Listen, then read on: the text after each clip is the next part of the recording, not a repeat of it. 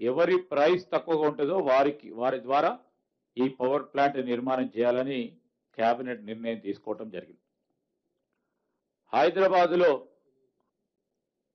Under ground విద్యుత్ cable system ఏర్పాటు చేయాలని రాష్ట్ర కేబినెట్ నిర్ణయం తీసుకున్నది. ఇప్పటికే మరి పలు రాష్ట్రాల్లో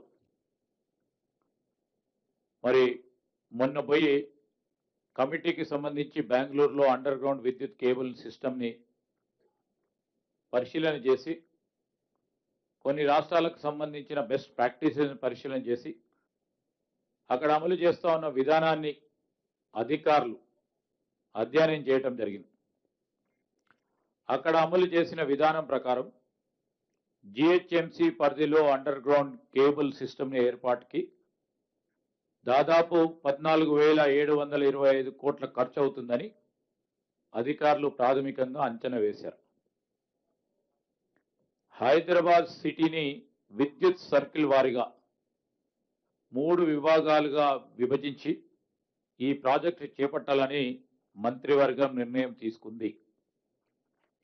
విద్యుత్తో పాటు టీ ఫైబర్, వివిధ కేబుల్ నెట్వర్క్స్ వైర్లన్నీ టీ ఫైబర్తో పాటు ఈరోజు గ్రేటర్ హైదరాబాద్ పరిధిలో ఉన్న వివిధ కేబుల్ నెట్వర్క్స్ వైర్లన్నీ కూడా అండర్ గ్రౌండ్లో ఉండేలా చేయాలని మరి ఆయా కంపెనీలతో సంప్రదింపులు జరపాలని నిర్ణయం తీసుకోవటం జరిగింది.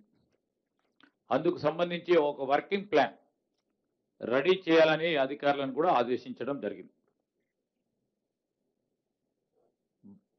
మరొక అంశం భద్రాద్రి కొత్తగూడ